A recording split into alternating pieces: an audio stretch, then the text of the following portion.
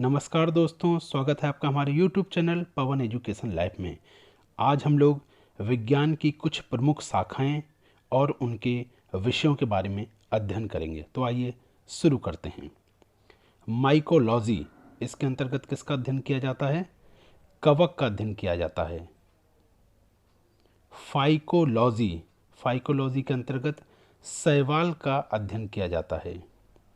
Oncology, oncology के अंतर्गत tumour का अध्ययन किया जाता है। हीपैटोलॉजी, इसके अंतर्गत लीवर का अध्ययन किया जाता है। सारोलॉजी, इसके अंतर्गत छिपकलियों का अध्ययन किया जाता है।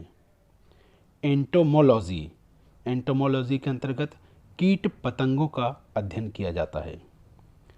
डेंड्रोलॉजी, इसके अंतर्गत झाड़ियों व वृक्षों का अध्ययन किया जाता है। एंथोलॉजी, इसके अंतर्गत पुष्पों का अध्ययन किया जाता है। एंथ्रोपोलॉजी, इसके अंतर्गत मानव विकास एवं संस्कृति का अध्ययन किया जाता है। हीपैटोलॉजी, इसके अंतर्गत यकृत का अध्ययन किया जाता है। नेफ्रोलॉजी, इसके अंतर्गत वृक्क का अध्ययन किया जाता है। निडोलॉजी, इसके अंतर्गत घोंसलों का अध्ययन किया जाता है। ऑफ्थेल्मोलॉजी, इसके अंतर्गत आँखों का अध्ययन किया जाता है। पीडियाट्रिक्स, इसके अंतर्गत बाल रोगों का अध्ययन किया जाता है। पेडोलॉजी, इसके अंतर्गत मृदा का अध्ययन किया जाता है। पोमोलॉजी, इसके अंतर्गत फलों का अध्ययन किया जाता है। पैलियोंटोलॉजी, इसके अंतर्गत जीवाश्म का अध्ययन किया जाता है। पैरासिटोलॉजी, इसके अंतर्गत परजीवियों का अध्ययन किया जाता है। हेमेटोलॉजी, इसके अंतर्गत रुधिर का अध्ययन किया जाता है। ओलेरी कल्चर, इसके अंतर्गत सब्जियों का अध्ययन किया जाता है।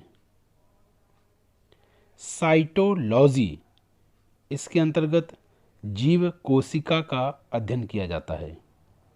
विटिकल्चर, इसके अंतर्गत अंगूर की खेती का अध्ययन किया जाता है। ममेलॉजी, इसके अंतर्गत स्तनधारी जंतुओं का अध्ययन किया जाता है। हिप्नोलॉजी, इसके अंतर्गत नींद का अध्ययन किया जाता है। ओनिरोलॉजी, इसके अंतर्गत स्वप्नों का अध्ययन किया जाता है। ऑर्निथोलॉजी, इसके अंतर्गत पक्षियों का अध्ययन किया जाता है। एपिग्राफी, इसके अंतर्गत शिलालेखों का अध्ययन किया जाता है। एपीकल्चर, इसके अंतर्गत मधुमक्खी के पालन का अध्ययन किया जाता है।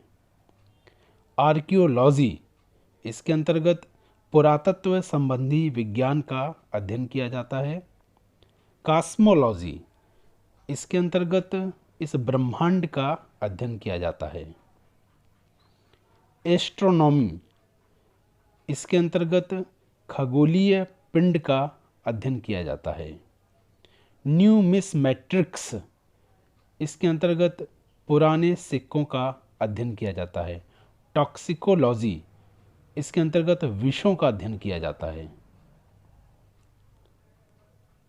हेलियोलॉजी, इसके अंतर्गत सूर्य का अध्ययन किया जाता है।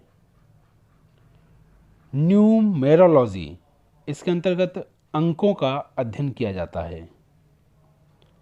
कैलोलॉजी, इसके अंतर्गत मनुष्य के सौंदर्य का अध्ययन किया जाता है। धन्यवाद दोस्तों।